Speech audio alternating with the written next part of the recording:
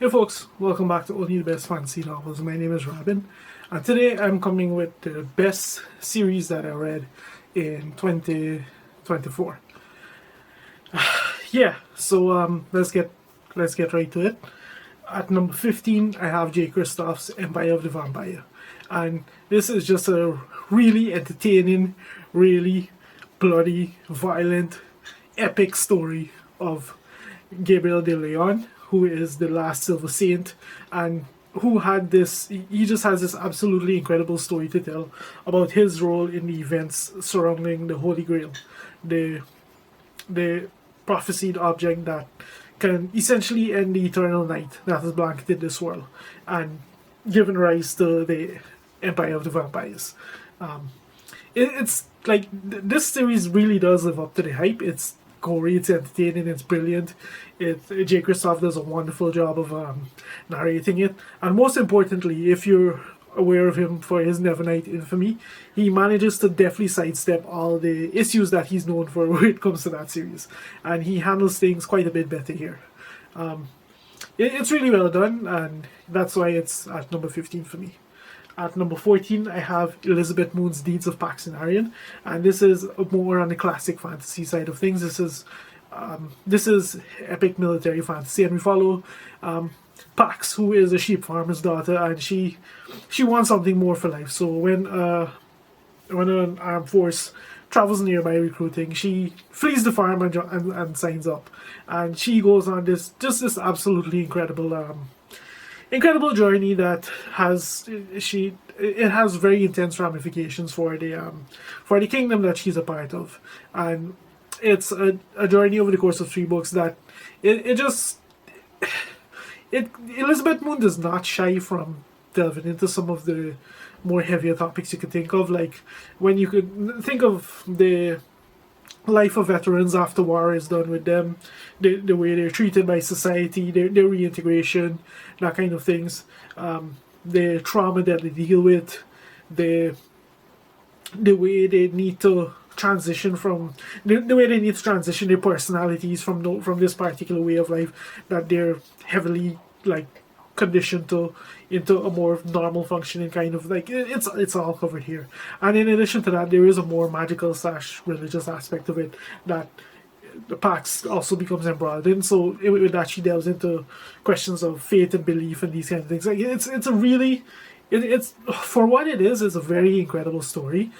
It's unfortunate that more people don't talk about this trilogy, because I think it does have quite a lot to offer, despite its age. And of course, Elizabeth Moon is like so many of the female fantasy authors of the time, when they sort of being published. She's just absolutely superb at how she handles all of this.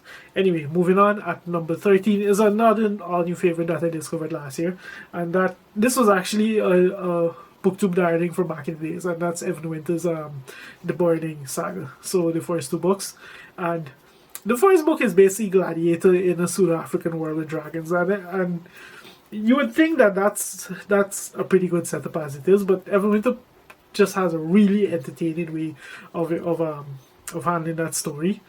It was just so fun and epic and gory, and you name it was an intense story, and that's not that there isn't more to it than just that. It's a story that delves very deeply into inherent privilege and bias and a caste system and these kind of things. So there's a lot to offer here, a lot to unpack. It's very interesting, and the second book delves even more into these kind of things, as the main character is forced to change with the tide as the world evolves around him.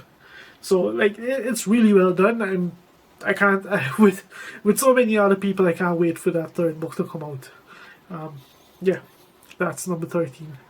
At number 12, I have another oldie but goldie, and that is Ari Salvatore's Dark Elf Trilogy, which is the second trilogy written following just the infamous Dark Elf. But this is chronologically, this is the starting place. In this trilogy, we see who Drist is, how he became the person that he is, and how he eventually goes through life and arrives at the location where he was introduced in the very first book, which is the first book of the Icewind Dale trilogy. but this was, given that this is essentially shared world fantasy fiction, and shared world stuff doesn't tend it doesn't, it isn't necessarily known for its quality or its or its writing jobs. Basically, I was surprised at just how really good this series was, how much it had to offer. Like, Ari Salvatore does a really good job with this trilogy, and it, even though I know the next trilogy, which I'll be reading, which is the Icewind Trilogy, it will be a step back. It does have me excited to continue on and just on his adventures and see just how much more this world has to offer. And yeah, this is classic sword and sorcery fantasy. If you're into that kind of stuff, check it out. At number 11, I have Shannon Chakraborty's Davad Trilogy, and this is a really interesting epic fantasy trilogy with Middle Eastern vibes, where we follow a young girl on her when she learns of the existence of Jinn, and she has to flee to the mythical city of the Jinn, which is Davad. And once again, like, Shannon Chakraborty uses this. Given this is her initial trilogy, I was honestly surprised at how skilled she is at what she does here. Like, she takes a setting and a story and just a culture and a history that's just rife with material to explore and investigate and just think about and play with, and she does it all in this book. Like, you think about it, think about it, and she probably did it when it comes to this setting, examining things like privilege and gender roles and all these things. Like, it was a really great read from start to finish. The ending, it could have been handled a little bit better, but it was also very satisfying. But yeah, a great trilogy all in all, and that's why it made the list. At number 10, I have a book that I can't believe more people don't talk about this, and that is Barry Ugert's The Chronicles of Master Lee and Number 10 Ox. And this is comic fantasy in the vein of like Terry Pratchett and that kind of thing, but this is done in a little more of this is done with quite an interesting twist. Like, this is heavily inspired by ancient China, and you can tell that Barry Ugert he has a deep love for this culture, this setting that he's playing with, and he's also very irreverent in how he approaches this.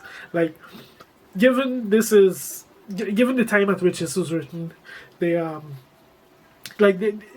was a series that honestly it's ripe to be just riddled with stereotypes and these kind of things, and instead what we get is a hilariously irreverent spin on things where Barry Ugert includes all these, like, everything you know from like kung fu movies and these kind of things. It's all included in here, and he does a brilliant job of capturing just the wonder and the lore and the rich culture and the history of ancient China in these very formulaic 3 stories. They are formulaic, but they do such a wonderful job of delving into just the lore and the mythos of China, and they're engaging from start to finish. Like, we follow a scallywag in Master Lee, who is one of the smartest people in the country, but also a man who he has a minor flaw in his character, as he would put it, and his sidekick, a peasant by the name of Number 10 Ox, because I think he was named Ox, and he was the 10th child or something like that. But anyway, they embark on a series of adventures, and they do go hop to hop over the course of these adventures as they delve into some of the stranger and weirder things that happens in China as a result of this. And it's just entertaining. It's fun. Like, I can't believe more people don't talk about this series when it has so much to offer. And the first one, Bridge of Boards, was so wonderfully done. It did win the World Fantasy Award, which is my favorite of all the genre awards out there. Like, the World Fantasy Award is the one that has it just does such a good job of capturing some of the more interesting fantasy that's out there. So the fact that this book won the year it was in, the first book in this trilogy, I should say, won in the first year that it was there, it should tell you all you need to know about this story. At number 9, I have Catherine Arden's Winter Night Trilogy, which is just this brilliant, magical marvelous take on Russian folklore and mystery. And Catherine Iron does so she does so much in this trilogy. By the end of it, like I didn't know what this was leading up to because I'm not exactly au fait with Russian history or culture, that kind of thing. I'm sure people who know more are not surprised by the direction this was headed in. But long story short, Catherine Iron does a brilliant job of melding Russian folklore and Russian historical fiction in such a way that there's like multiple stories going on in here. We traverse everywhere from the political to the mythological over the course of this trilogy, with our main character Vasya, who is just one of the more fascinating main characters I've read of this year. It's just a wonderful read, and if you're even remotely interested in trying this trilogy, you need to give it a shot. Like I can't describe how magical and compelling it was. Catherine Arden has serious writing chops to pull off what she does here. Like it's captivating, and keeping on the trend of female fantasy authors who just blew me out of the water. At number 8, I have Juliet Marilia's Blackthorn and Grimm. Oh boy. Now these books, like I'm honestly surprised I never hear people talking about these books. They're just so good. Like Juliet Marilia, she gives us a story of Blackthorn, who is this kind of irascible healer. She went through some pretty dark stuff. The series opens with her going through some pretty dark stuff, and as a result of it, she's forced to accept a fairy bargain. And as part of that bargain, she travels to a distant kingdom to be their healer, because she was trained in the healing arts before she went through some pretty dark events in her life. And as part of her bargain, in escape for fleeing the dungeon where she was essentially imprisoned and abused and tortured and the whole 9 yards, she has to give 7 years of service as a healer to this nation, and she's not allowed to turn anyone away.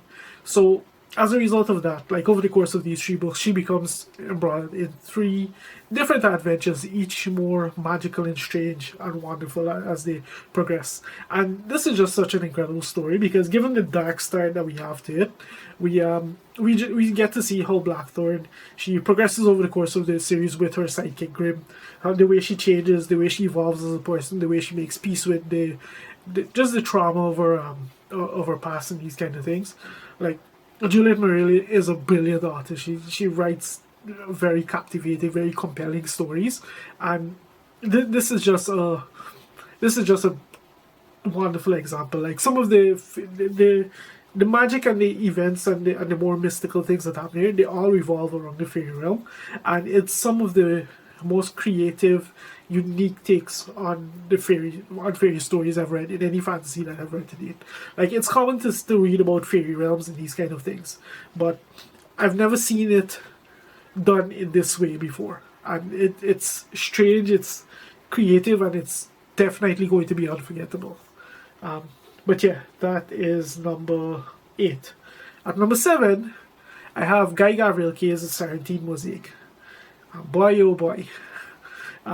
So this is part of a larger shared world that some of Guy Gavrilke's more infamous stories take part in, but they're, other than the fact that they take place within the shared world, there's no real connection between the stories. This one, it takes place 1,000 years after This one follows basically the end of the Sarantine Empire, or I should say the events, a series of events in the Sarantine Empire. I got a bit mixed up there with the most recent GTK that I read, which actually takes place 1,000 years after at the end of the Sarantine Empire.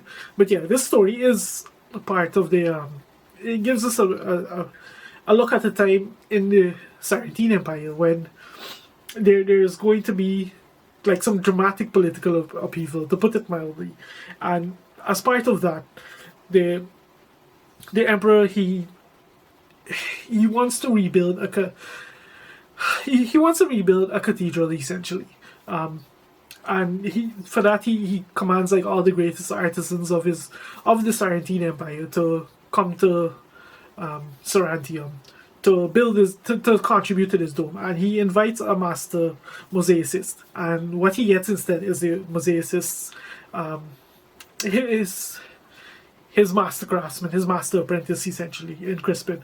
And as if that's not enough, because this is a GGK story, Crispin also gets roped into the political machinations of his queen, who is a subject of the Sarantine Empire.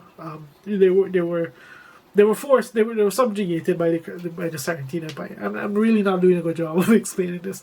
But anyway, he gets embroiled in that, and as a result of that, when he goes to court, he gets embroiled in the intrigue of it. And of course, this being GTK, it is just magically told, just wonderful. Like, there's some moments in this series that of GGK's books, they're some of the most incredible, some of the most compelling, and some of the most unforgettable. Like the chariot race is one you'll always hear people talk about. Like, and even more interestingly, like, this is unique among GGK's books in that it's a duology, and the first book, Sailing to Sarantium, does not stand on its own. Like, you can read it, you can enjoy it, but it won't feel like a complete story until you read the sequel, Lord of Emperors, which is... There are many people who you will hear say Lord of Emperors is among their favorite GGK, and it's very hard to argue with them. That's all I'll say about that. But yeah, it's a brilliant series from a fantasy author who is absolutely definitely among the best that's active at the moment, if not ever. So worth checking out, to say the least.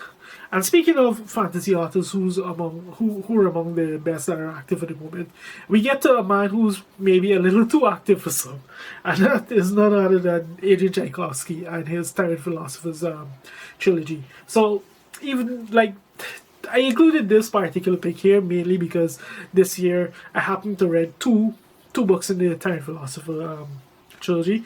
I read House of Open Wounds, which was... it just blew me out of the water. Like, Adrian Tchaikovsky, he does... every book of his that I've read, he does something new, different, creative, and interesting. Like, no two books of his follow, like, a similar pattern or anything like that. And the House of Open Wounds is a spectacular example of that. Like, I did not have the best of times with City of Last Chances. I picked up House of Open Wounds on a whim, and I absolutely loved it. Like, it's one of my best books of 2024, if I had to separate out any of the books in this list. Easily. Just absolutely entertaining and unforgettable. And then we have the sequel, Days of Shattered Fate, which was just a banger to end off the year. Like, this trilogy as a whole, it takes place in different parts of this world. There's different conflicts that are evoked. There's different cast members, every book is different, even though it's part of a larger whole. It does follow the ultimate tie between all of them is that we're following the expansion of the Palestine Empire and its quest for perfection, with perfection in its idea being the end of all gods. And as we follow the military conflicts and the subjugation and the quest for perfection of this empire, we just see some very fascinating stories, to say the least. And this trilogy, like, Adrian Tchaikovsky has a very fecund imagination, and it's a crazy display in these in these books so far. You're going to see a lot of people just gush about these books on booktube, and there's a reason for it. They're very, very fascinating reads. That was my number 6 pick. At number 5, I have an urban fantasy series that I can't believe more people aren't talking about, and it's Benedict Jack's Alex Verus series. And this is a completed urban fantasy series with 12 books, and with no exaggeration,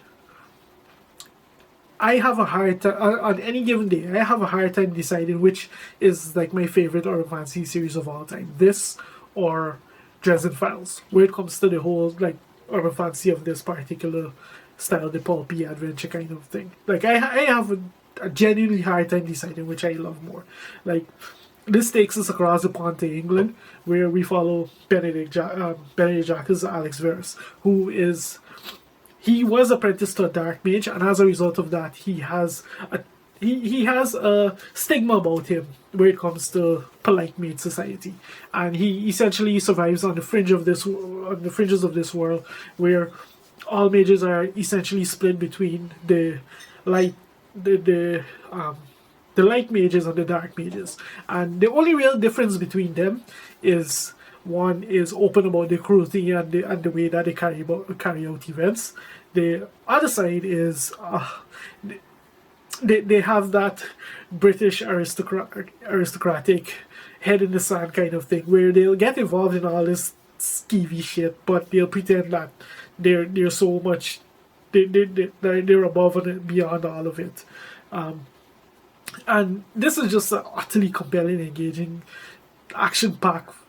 It's all written like the pulpy adventure or fantasy you're thinking of. So their thrillers are fast-paced, and as this story steamrolls and picks up and it gets more and more intense, like the lines, even though like there's ostensibly a light side and a dark side, the lines really blur when it comes to all of it. Like it's extremely morally grey, and before this series is done, some pretty dark stuff happens. Some pretty engaging, unforgettable stuff happens. Like, this has one, I think, of all the series that I've read, ever, this has one of the most compelling endings of anything that I've ever read.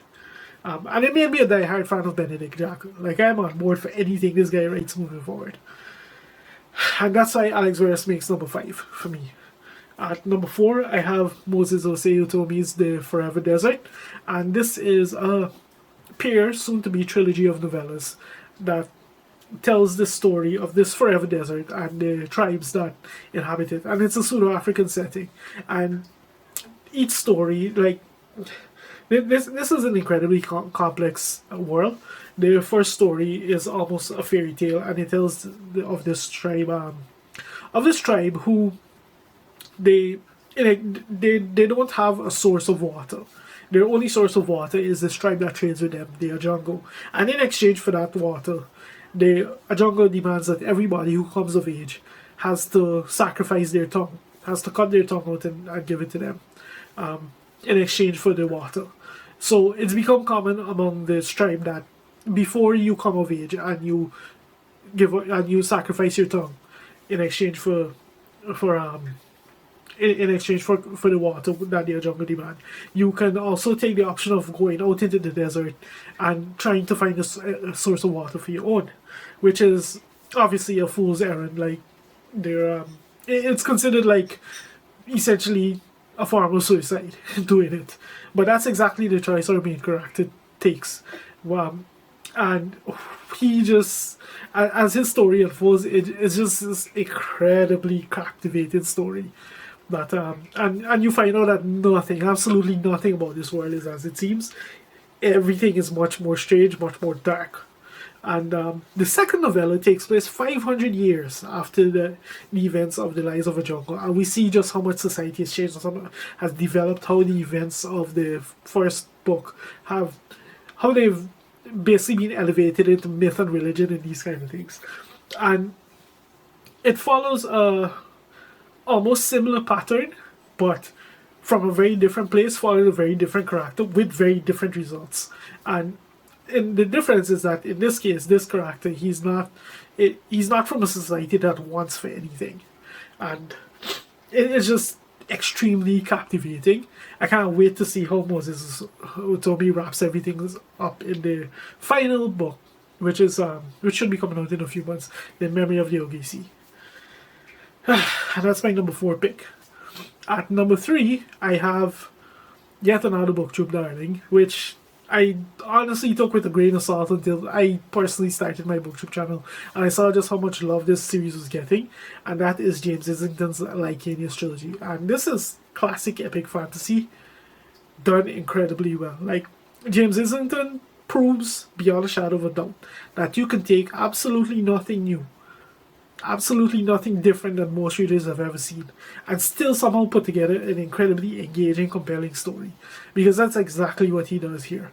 He even gives this book, when it comes to the magic and the way that is used in this book, he even gives it the potential to explode on him, given, like, with the magic can do some incredibly powerful things. Things that can break plots if readers really sit and think about it.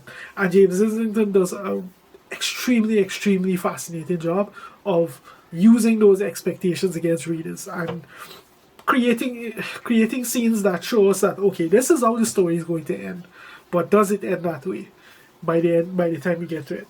And it's epic fantasy, as you know and love. We have the character who's called to action when the barrier that's protecting his society begins to fail, and these kind of things. Like, I won't bother to cover all of that. You can check it out. But what I can say about this trilogy is that there's actually fire where there's all that smoke. Like, you'll hear a lot of people rave about this trilogy, and it's a good reason. It's really good. It's really, really good. And I also read James's latest book, the first in his Hierarchy series, and he's just set to do the same thing to us all over again. So, yeah, this is definitely an author you need to try. And speaking of authors you need to try, we get to my number 2 pick. An author I'm ashamed to say has been on my TBR for easily 15 years. Easily 15 years. And I always tend to prioritize something or the other over this series until it started to pick up real steam recently on booktube. And then, like, I found Nico's channel, and Nico is just absolutely head over heels with this series. And of course, I'm speaking of none other than the current booktube darling, and that is Johnny Wirtz's The Wars of Light and Shadow. And oh boy, this is epic fantasy, as epic as it gets, as fantastical as it gets, as magical, as wonderful. Like, these books, they capture so well why I love fantasy so much, and why I can never stop reading fantasy. Why it is the genre that is maybe 80% of the reading that I do. Like, Johnny Wirtz's prose is on a whole other level from anything you've read to date. Like, you'll hear comparisons to Malazan with this series, and one, they're right, but two, they're wrong, because it's handled very differently. Johnny Wirtz's every single sentence does extremely heavy lifting. Her prose is ornate and archaic and just extremely captivating. Once you get accustomed to it, you will be hooked, and you will struggle to put this book down.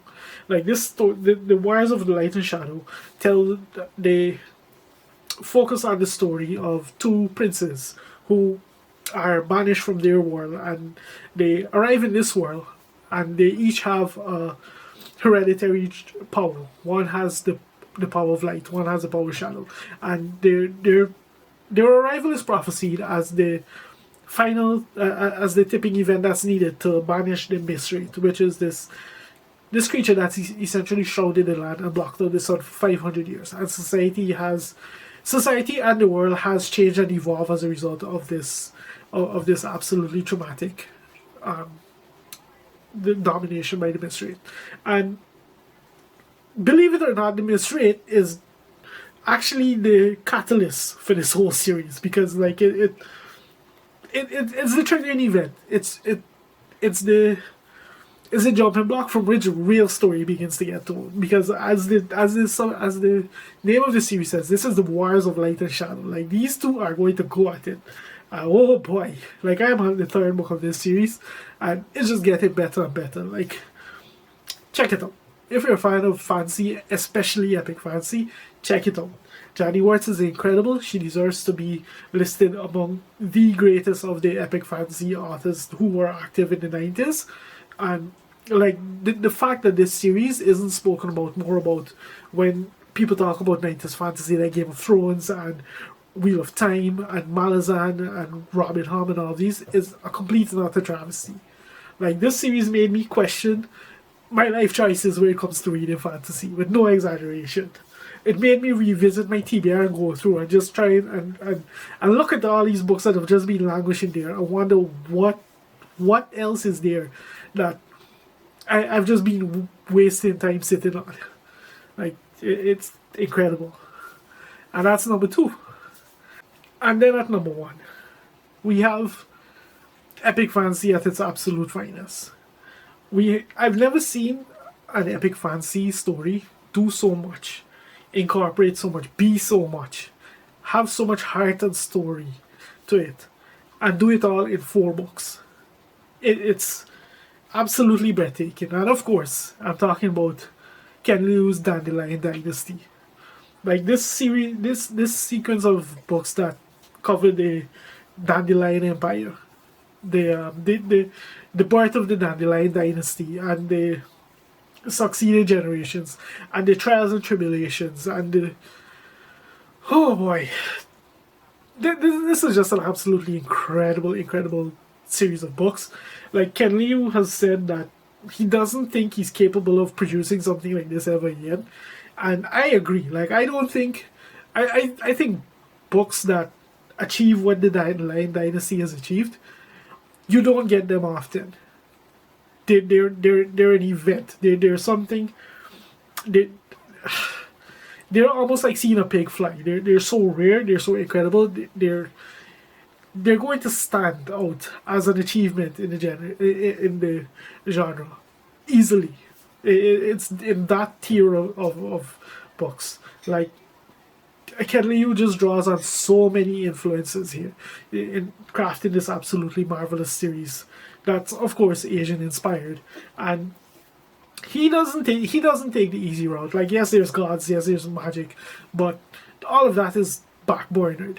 The magic in like these books use technology in the place of magic, and what unfolds is just breathtaking, incredible, unforgettable. Like we have just these incredible stories of humans and relationships, and the costs and the burden and the glory of leadership, because of course there are some leaders who are better at winning the war than managing the empire.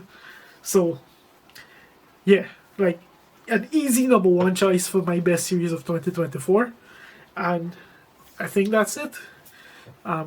If you've made it this far into the video, I think this might be one of the longest videos I've ever made. Thank you very much for watching, and I'll see you next time.